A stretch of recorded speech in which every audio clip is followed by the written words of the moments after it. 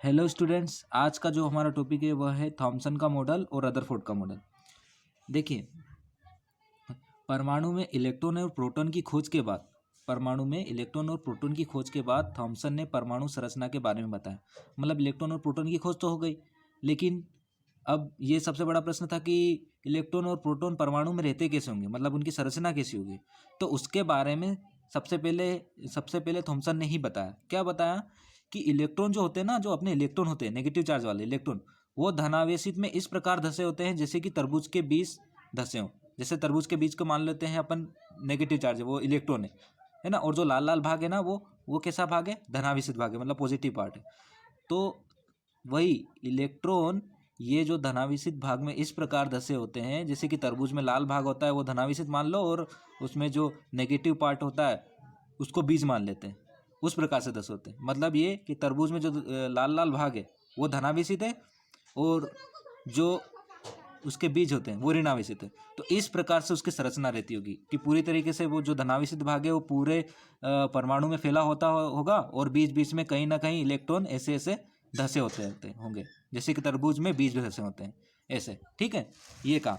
लेकिन इसकी कुछ सीमाएं थी, और मतलब सीमाएं थी, ये पूरी तरीके से सफल नहीं रहा। ये मॉडल पूरी तरीके से सफल नहीं रहा, है ना, सफल ही नहीं रहा। ठीक है, तो सीमाएं क्या कहती? थॉमसन के परमाणु मॉडल द्वारा रदरफोर्ड के अल्फा किरणों का प्रकीर्णन भी नहीं समझा पाया था। ये जो परमाणु मॉडल है ना, जो रदरफोर्ड का अल्फा किरण प्रकीर्णित हो रही थी, रदरफोर्ड में ने जब इस पर जो अल्फा किरणें डाली, तो अल्फा किरणें के कारण वो किरणें प्रकीर्णित हो रही थी, है ना। तो उसको भी नहीं समझा पाया था ये मॉडल। और थॉमसन ने स्पेक्ट्रम के बारे में भी कोई बताया नहीं कि ये जो परमाणु है वो अलग अलग प्रकार के स्पेक्ट्रम देता है, सतत या असतत प्रकार के, उसके बारे में भी कोई जानकारी नहीं दी। ठीक है, और थॉमसन ने परमाणु मॉडल के स्थायित्व के बारे में भी नहीं बताया कि ये कैसे स्थायी होगा, स्थायी कैसे होगा, ये भी नहीं बताया। स्थायी मतलब ये अधिकतर तो धनावेशित भाग है और उसमें थोड़े से नेगेटिव पार्ट है, तो उसको स्थायी कैसे करेंगे, ये भी नहीं बता पाया। स्थायित्व की व्याख्या करने में असफल रहा। और चौथा ये कि इसमें नाभिक की कोई उल्लेख ही नहीं मिलता। हमने देखा इसमें नाभिक के बारे में कुछ उल्लेख मिला क्या? केवल उन्होंने बोल दिया कि धनावेशित और ऋणावेशित कैसे देते हैं, बस। नाभिक के बारे में तो कुछ बताया ही नहीं, है ना। तो इसी वजह से ये जो इसका मॉडल होगा, जो थॉमसन जी का मॉडल था, वो असफल रहा। फिर उसके बाद किसका मॉडल है? रदरफोर्ड का मॉडल। ठीक है, देखिए रदरफोर्ड का मॉडल। देखो क्या, रदरफोर्ड ने थॉमसन के परमाणु मॉडल की प्रामाणिकता को सिद्ध करने के लिए प्रयोग किया था। मतलब ये जो रदरफोर्ड था ना, वो थॉमसन का स्टूडेंट था। तो रदरफोर्ड ये समझते थे कि जो थॉमसन ने जो मॉडल दिया है वो सत्य है, और उस टाइम से बस केवल थॉमसन जी ने केवल उनका मॉडल दे दिया था, और उसका कोई एक्सपेरिमेंटल डाटा नहीं दिया था। तो उसका एक्सपेरिमेंटल डाटा निकालने के लिए रदरफोर्ड ने अपना प्रयोग करा, ताकि थॉमसन का जो मॉडल है उसका एक्सपेरिमेंटल डाटा निकाल सकूं। लेकिन जब उन्होंने प्रयोग किया ना, तो जब उनको ऐसा रिजल्ट प्राप्त हुआ कि वो जो थॉमसन का जो मॉडल था वो पूरी तरीके से फेल ही हो गया उसके सामने। तो फिर जाके रदरफोर्ड ने अपना अलग मॉडल दिया। ठीक है, वो करना नहीं चाहते थे, उनको फेल नहीं करना चाहते थे, बस वो थॉमसन के परमाणु मॉडल को आगे बढ़ाना चाहते थे, मतलब उसका एक्सपेरिमेंटल डाटा निकालना चाहते थे। लेकिन जब उन्होंने प्रयोग किया तो थॉमसन के मॉडल के जस्ट अपोजिट उनको कुछ अलग ही रिजल्ट मिले। ठीक है, तो फिर उनको अपना नया प्रयोग देना पड़ा। अब देखो, सबसे पहले उन्होंने प्रयोग क्या क्या था उसके बारे में पढ़ते हैं। देखो, रदरफोर्ड ने क्या किया था? सबसे पहले अल्फा किरणें ली थी। देखो यहाँ पे मैं डायरेक्ट डायग्राम के थ्रू अल्फा किरणें ली थी। अल्फा किरणें धनावेशित किरणें होती है। कैसी किरणें होती है? धनावेशित किरणें। अल्फा किरणें ली, और एक गोल्ड की पतली पन्नी ली। अब ये गोल्ड का एक परमाणु है ना, गोल्ड की बहुत ही पतली पन्नी ली। मतलब कितनी पतली पन्नी? 100 नैनोमीटर के बराबर इतनी पतली पन्नी। 100 नैनोमीटर मतलब 10⁻⁹, मतलब बहुत ही पतली पन्नी, मतलब बहुत सूक्ष्म होगी वो पन्नी, मतलब एक परमाणु के बराबर ही होगी। द्विपरमाणु ही नहीं होगी, एक परमाणु के बराबर होगी, क्योंकि परमाणु में ही तो उसको एक्सपेरिमेंट करना था। तो इतनी पतली पन्नी ली सोने की, और उस पर अल्फा किरणों की बौछार करवाई। क्या करवाई? अल्फा किरणों की बौछार करवाई। और अल्फा किरण कैसी होती है? धनावेशित होती है, याद रखिए।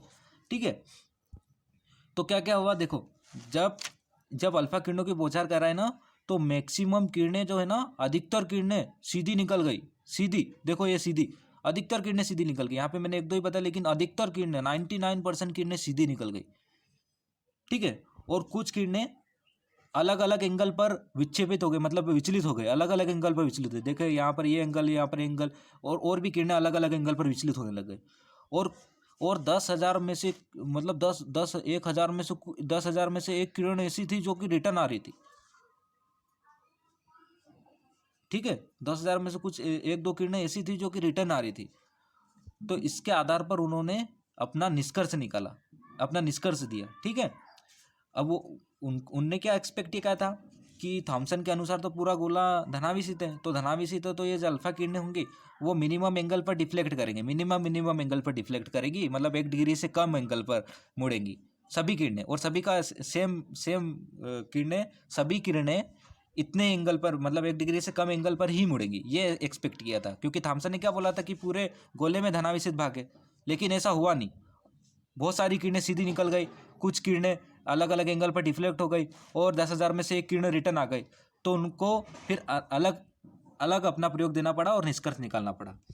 तो निष्कर्ष पर क्या बोला उन्होंने, देखो अगर किसी मतलब परमाणु में ये धनावेशित किरणें हैं वो पूरी तरीके से निकल रही है, पूरी तरीके से सीधी निकल रही है, इसका मतलब क्या है, इसका मतलब सीधा साफ होता है कि परमाणु में जो 99% भाग होता है वो खोखला है, मतलब वहाँ पर ना तो पॉजिटिव चार्ज है ना ही नेगेटिव चार्ज है। इसी वजह से जो धनावेश किरणें ना तो मुड़ी है ना, न ही रिटर्न आई, पूरी पूरी आगे निकल गई, इसका मतलब 99% भाग इसका खोखला है। ठीक है, पहला निष्कर्ष ये निकाला। और दूसरा निष्कर्ष क्या निकाला, अधिकतर किरणें क्या होती है, अलग अलग एंगल पर डिफ्लेक्ट हो रही थी। तो इसका मतलब ये कि कहीं ना कहीं यहाँ आसपास इलेक्ट्रॉन रहे होंगे, तभी तो ये किरणें अलग अलग एंगल पर मुड़ रही है। जैसे जो पॉजिटिव चार्ज होता है वो नेगेटिव को ढूंढता है, तो इधर कहीं नेगेटिव होगा, मतलब इलेक्ट्रॉन होगा, तभी तो अलग अलग एंगल पर डिफ्लेक्ट हो रही है। दूसरा निष्कर्ष ये निकाला, इसका मतलब कि नाभिक, मतलब ये मतलब इलेक्ट्रॉन जो होते हैं चारों ओर पाए जाते हैं और चक्कर लगाते हैं, है ना, ये बोला उन्होंने। फिर उन्होंने देखा 10,000 में से एक किरण ऐसी थी जो कि रिटर्न आ रही थी, और इस किरण को देखकर उनको सबसे ज़्यादा आश्चर्य हुआ कि 10,000 में से एक किरण रिटर्न कैसे आ रही है, क्योंकि अल्फ़ा किरणें इतनी ज़्यादा पावरफुल होती है, और इतनी पावरफुल किरणों का इतनी पतली पन्नी से टकरा के रिटर्न आना, उनको ऐसा लगा जैसे कि उन्होंने टॉयलेट के टिश्यू पेपर पर तोप की बमबारी की हो और वो बम का गोला उससे टकरा कर रिटर्न आ गया हो। मतलब इतना कठोर भाग है, मतलब ये जो अल्फा किरणें होती है ना इतना पावरफुल रहती है, और वो इतनी छोटी सी पतली पन्नी से के एक छोटे से भाग से टकरा कर रिटर्न आ गई। तो ये तो बहुत ही सरप्राइज करने वाला था। तो उन्होंने कहा कि ये नाभिक में, मतलब परमाणु के सबसे बीच में एक कठोर भाग प्रेजेंट है, बहुत ही ज़्यादा कठोर भाग प्रेजेंट है, जो कि पूरे परमाणु का द्रव्यमान को समेटे हुए है और बहुत ही ज़्यादा कठोर है, और उस पर पॉजिटिव चार्ज होगा तभी तो वो रिटर्न आई, क्योंकि पॉजिटिव पॉजिटिव रिपल करती, और उस पर पॉजिटिव चार्ज होगा तभी रिपेल आई। और वो सबसे ज़्यादा हार्ड पार्ट है, मतलब बहुत ज़्यादा द्रव्यमान वाला, मतलब द्रव्यमान नहीं, मतलब बहुत ज़्यादा कठोर पार्ट है, और पूरे परमाणु का द्रव्यमान यहीं पर केंद्रित है, ये कहा। और इसी वजह से सबसे पहले नाभिक की खोज किन्होंने की थी, रदरफोर्ड ने, है ना, नाभिक की खोज इन्होंने ही की थी, यहीं से नाभिक की खोज हुई है। इसी को उन्होंने क्या नाम दे दिया था, नाभिक नाम दे दिया था इस कठोर पार्ट को। ठीक है, तो समझ में आया कि जैसे मतलब इससे टकराकर एक किरण ऐसी, एक दो किरण ऐसी थी जो रिटर्न आ गई, तो इसका मतलब इतना हार्ड पार्ट बीच में प्रेजेंट है, और वो कैसा पार्ट है, पॉजिटिव पार्ट है, जो कि इससे टकराकर रिटर्न हो रहा है। ठीक है, तो ये सब निष्कर्ष हैं, ये मैंने लिखा है यहाँ पर, वही कि वही निष्कर्ष है। रेडियोएक्टिव स्रोत से उत्पन्न तरंग अल्फा किरणें सोने की पत्ती से बिना विक्षेपित हुए सीधे निकल गई, जिससे यह सिद्ध होता है कि परमाणु का अधिकांश भाग कैसा है, रिक्त है। ऑब्वियसली अगर सीधे निकल गए तो रिक्त ही होगा, वहाँ पर बीच में ना तो ऋणावेशित है ना ही धनावेशित है, तभी तो सीधी निकल गई, है ना। और दूसरा वही मैंने निष्कर्ष जो आपको बताया वही है, कुछ अल्फा किरणें सोने की पत्ती से टकरा बहुत कणों पर विक्षेपित, अलग अलग कोण पर एंगल पर मुड़ गई थी ना, अलग अलग एंगल पर मुड़ गई थी ना, देखिए अलग अलग एंगल पर मुड़ गई थी। तो इसका मतलब ये है कि आसपास कहीं इलेक्ट्रॉन होंगे, है ना, जो ये सिद्ध होता है कि जिससे कि निष्कर्ष निकालते परमाणु बहुत कम धनावेशित कण है, मतलब धनावेशित कण बहुत कम है, मतलब नेगेटिव चार्ज है आसपास पूरा।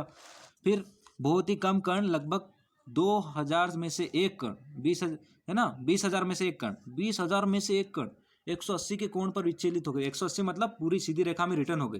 तो इसका मतलब यही है कि बीच में एक छोटा सा कोई अधिक आयतन, मतलब भार मतलब अधिक कठोर भाग प्रेजेंट है, जो कि बहुत ही छोटा है, मतलब सीमित आयतन पर, मतलब सीमित आयतन बहुत ही छोटे भाग में पूरे परमाणु का द्रव्यमान सीमित है वहाँ पर। मतलब जैसे मान लेते हैं क्रिकेट का ग्राउंड है और वहाँ पर बीच में एक बॉल पड़ी हो, इतना छोटा पार्ट, और वहाँ पर पूरे ही परमाणु का भार मतलब केंद्रित है वहीं पर, इतना छोटा। ठीक है। और फिर लास्ट में उन्होंने ये अपने प्रयोग में बता दिया। फिर क्या, फिर उन्होंने इसके आधार पर अपना मॉडल दे दिया। ये बोल दिया कि परमाणु का धनावेशित तथा द्रव्यमान एक अत्यंत सूक्ष्म भाग में स्थित है। मतलब जो द्रव्यमान है ना, अत्यंत सूक्ष्म भाग में स्थित है, परमाणु के सबसे बीच में, जिसको हम नाभिक बोलते हैं। और उसके आसपास जो इलेक्ट्रॉन होते हैं, मतलब इलेक्ट्रॉन होते हैं, उस परमाणु के नाभिक के चारों ओर वृत्ताकार मार्गों पर परिक्रमा करते हैं। ये मॉडल दे दिया उन्होंने, 2 पॉइंट दे दिए, है ना। ये पूरे प्रयोग करके उसका निष्कर्ष निकाल के 2 पॉइंट ये दे दिया कि सबसे बीच में धनावेशित भाग है, जो कि बहुत छोटा है और जो कि बहुत कठोर है, जिसको नाभिक बोल दिया उन्होंने। और इसके चारों ओर इलेक्ट्रॉन होते हैं, जो कि इसके चारों ओर चक्कर लगाते हैं। लेकिन इसकी कमियां थी। देखिए, हमको पता है कि कोई भी चार्ज पार्टिकल अगर चक्कर लगा रहा है, चार्ज पार्टिकल में ऊर्जा होती है। अब चक्कर लगा रहा है तो उसकी लगातार ऊर्जा क्या होती है, नष्ट होती जाती है, मतलब निकलती जाती है, उत्सर्जित करता रहता है। एक समय ऐसा आ जाएगा कि उसकी ऊर्जा खत्म हो जाएगी, वो नाभिक में गिर जाएगा, तो वो परमाणु ही खत्म हो जाएगा। तो उसके बारे में तो बता ही नहीं पाया कि वो स्थायी कैसे होगा। अगर घूम रहा है, मान लिया कि जो इलेक्ट्रॉन है नाभिक के चारों ओर घूम रहा है, ये देखिए, मान लिया कि नाभिक के चारों ओर इलेक्ट्रॉन घूम रहा है। अगर इलेक्ट्रॉन घूम रहा है तो लगातार ऊर्जा का एमिशन करेगा, मतलब ऊर्जा निकालेगा, और ऊर्जा निकालेगा तो एक समय ऐसा आएगा कि उसकी ऊर्जा खत्म हो जाएगी, वो नाभिक में गिर जाएगा, तो ऐसे में तो परमाणु ही खत्म हो जाएगा। यही था इसकी सबसे बड़ी दोष। बस एक ही दोष था कि उन्होंने ये नहीं बता पाया उनका स्थायित्व कैसा प्राप्त करेंगे। ये जो अपना जो इलेक्ट्रॉन के कण है वो स्थायित्व कैसे प्राप्त करेंगे, यही लिखा मैंने। ऋणावेशित कण नाभिक के चारों ओर वृत्ताकार पथ में परिक्रमा करते, किंतु उन्होंने ये स्पष्ट नहीं किया कि अनंत समय पर ऊर्जा का संरक्षण कैसे करेंगे, मतलब ऊर्जा कैसे रोक सकेंगे। क्योंकि निरंतर गति करता हुआ कोई भी पार्टिकल चार्ज गति करता हुआ कण, ऊर्जा की कमी होगी। मतलब कोई भी गति कर रहा है, कोई भी ऊर्जा वाला कण गति कर रहा है, तो उसकी ऊर्जा में ऑब्वियसली कमी होगी, और एक समय ऐसा आएगा कि उसकी ऊर्जा खत्म हो जाएगी, और वो तो नाभिक में गिर जाएगा, रुक जाएगा। तो नाभिक में गिर जाएगा तो तुम्हारा परमाणु ही खत्म हो जाएगा। तो इसके बारे में नहीं पता।